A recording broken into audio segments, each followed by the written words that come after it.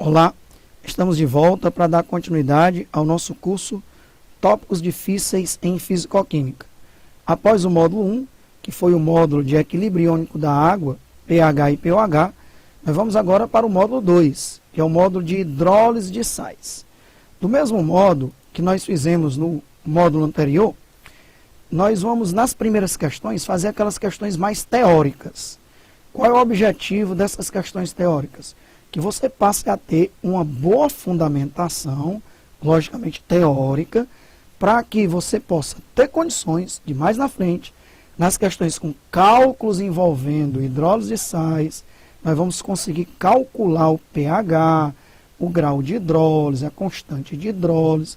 Em questões mais complexas, você tenha plenas condições de entendê-las e de acompanhar o raciocínio comigo e de fazer outras questões semelhantes nos exercícios. Vamos então dar continuidade ao nosso módulo com as primeiras questões de hidrólise de sais. A primeira questão diz assim: defina hidrólise de um sal e quais os tipos de cátions que sofrem hidrólise. Por que somente ânions provenientes de ácidos fracos sofrem hidrólise? Então nós temos aí 3 questionamentos e vamos refletir sobre cada um deles. Primeiro, defina a hidrólise de sal.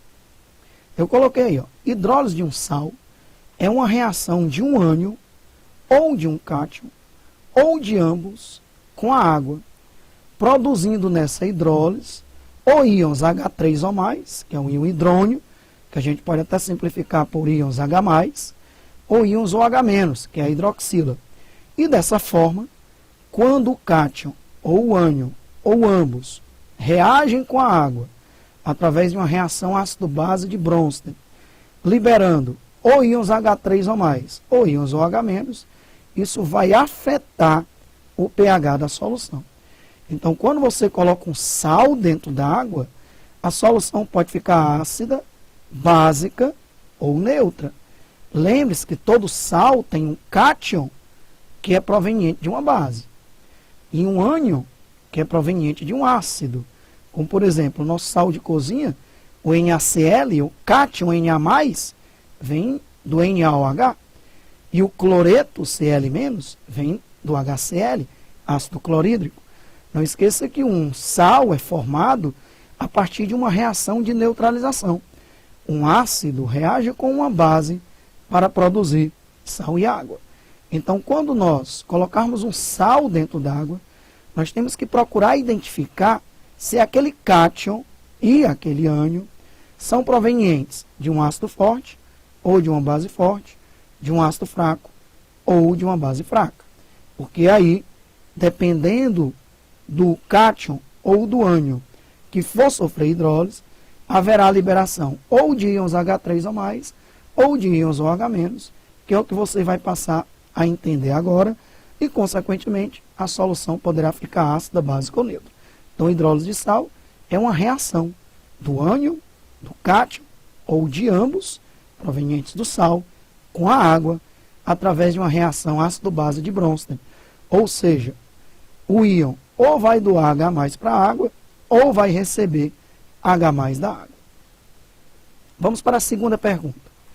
Quais os tipos de cátions?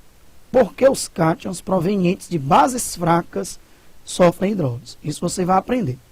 Somente cátions de bases fracas sofrem hidrólise. Cátions de bases fortes não sofrem hidrólise. É algo que você já vai colocar aí na sua memória. Somente cátions de bases fracas sofrem hidrólise. Cátions de bases fortes não sofrem hidrólise. Ficariam apenas solvatados. Quando o íon não sofre hidrólise, não reage com a água, através de uma reação ácido-base, ele fica apenas solvatado na água, ou hidratado na água, envolvido pelas moléculas de água, sem sofrer uma reação ácido-base. Então vamos ver, por que somente cátions de bases fracas sofrem hidrólise? Eu peguei aqui o íon amônio. O íon amônio é um cátion proveniente da amônia. A amônia é uma base fraca. Não esqueça que as bases fortes são as bases da família 1A e 2A, com exceção do hidróxido magnésio. Então, as bases que não forem nem da família 1A, nem da família 2A, todas as demais, incluindo o hidroximagnésio, são bases fracas.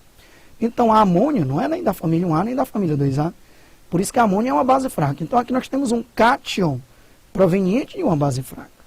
Esse cátion, ele doa H+ para a água, ele funciona como um ácido de Bronsted Lowry. A água, como recebe H+, ela funciona como uma base de Bronsted.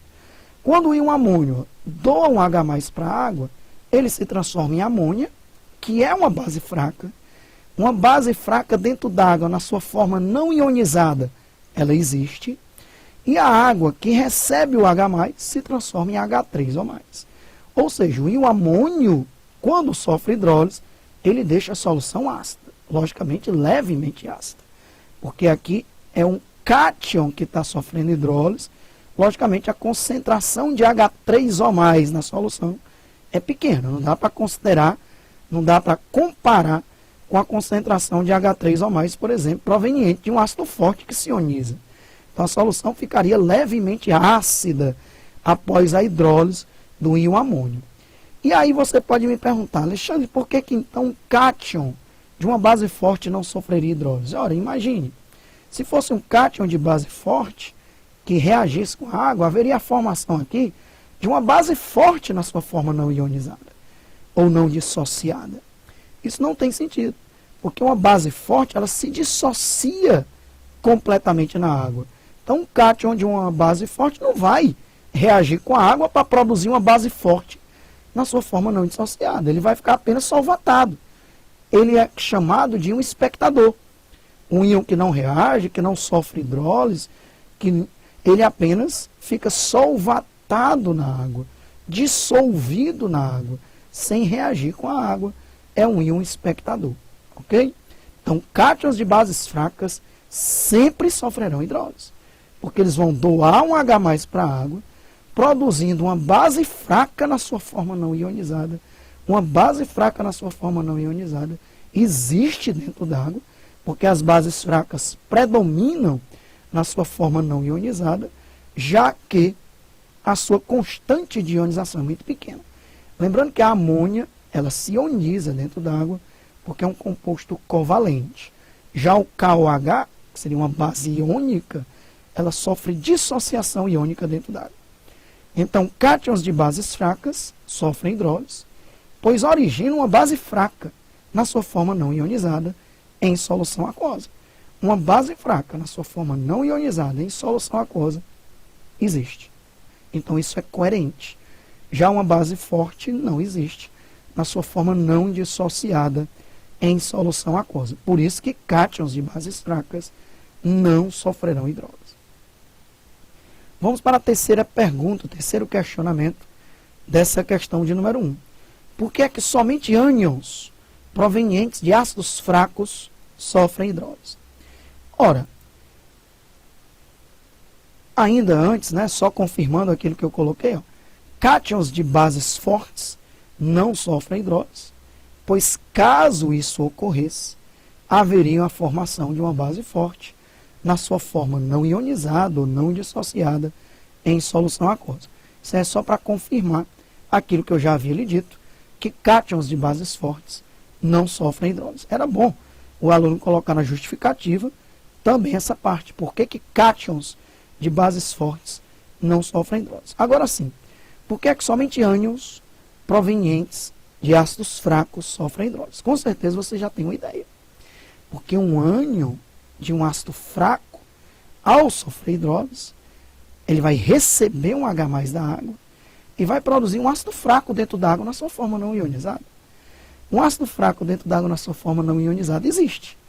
Imagine um ânion como cloreto. Será que o cloreto vai receber um H+ da água? Será que isso é coerente? Ele recebeu um H+ da água para formar ácido clorídrico. Em solução aquosa, um ácido forte, não ionizado? Com certeza não. Então, o cloreto ele fica apenas dissolvido na água, solvatado na água. Ele não sofre hidrólise, ok? É um íon espectador. Vamos confirmar isso. Ânions de ácidos fracos sofrem hidrólise. Eu coloquei o cianeto. O cianeto vem do ácido cianídrico, HCN. Lembrando que os únicos 3 hidrácidos fortes são HCl, HBr e HI. Inclusive, essa é a ordem crescente de força. Ácido clorídrico, ácido bromídrico, ácido iodídrico. O HF é um ácido de moderado para fraco. Moderado também sofre hidrólise, ok? Já os demais hidrácidos, como HCN, H2S, que é o ácido sulfídrico, ácido fluorídrico, eles sofrem hidrólise. O ácido cianídrico também sofre hidrólise. Moderado ou fraco sofrem hidrólise, são não os fortes. Então, o cianeto é um ânion proveniente de um ácido fraco. O cianeto em solução aquosa, ele funciona como uma base de Bronsted. Ele recebe um H+ proveniente da água. Como ele é negativo, é muito lógico que ele receba um H+. Já o íon amônio, ele doa um H+, NH4+, ele doa um H+. O cianeto, sendo negativo, ele recebe um H+. Quando ele recebe um H+, ele se transforma em ácido cianídrico. O ácido cianídrico é um ácido fraco, então ele existe na sua forma não ionizada. Quando a água doa um H+ para o cianeto, ela se transforma no íon OH-, no ânion OH-, que é a hidroxila. Essa hidroxila vai deixar a solução levemente básica. Então, quando o cianeto sofre hidrólise, ele deixa a solução levemente básica ou alcalina. Então, ânions de ácidos fracos sofrem hidrólise, pois ao fazê-lo, origina um ácido fraco na sua forma não ionizada em solução aquosa. Isso é coerente. Vamos confirmar por que ânions de ácidos fortes não sofrem hidrólise.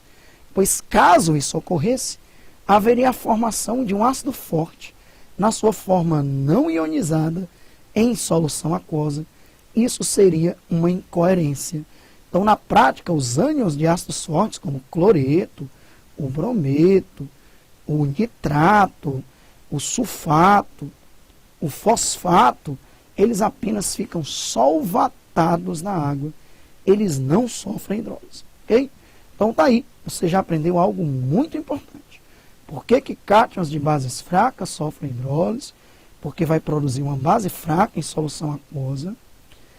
Por que ânions provenientes de ácidos fracos sofrem hidrólise? Porque vai produzir um ácido fraco na sua forma não ionizada em solução aquosa. Voltamos já já para resolver a questão de número 2. Um grande abraço.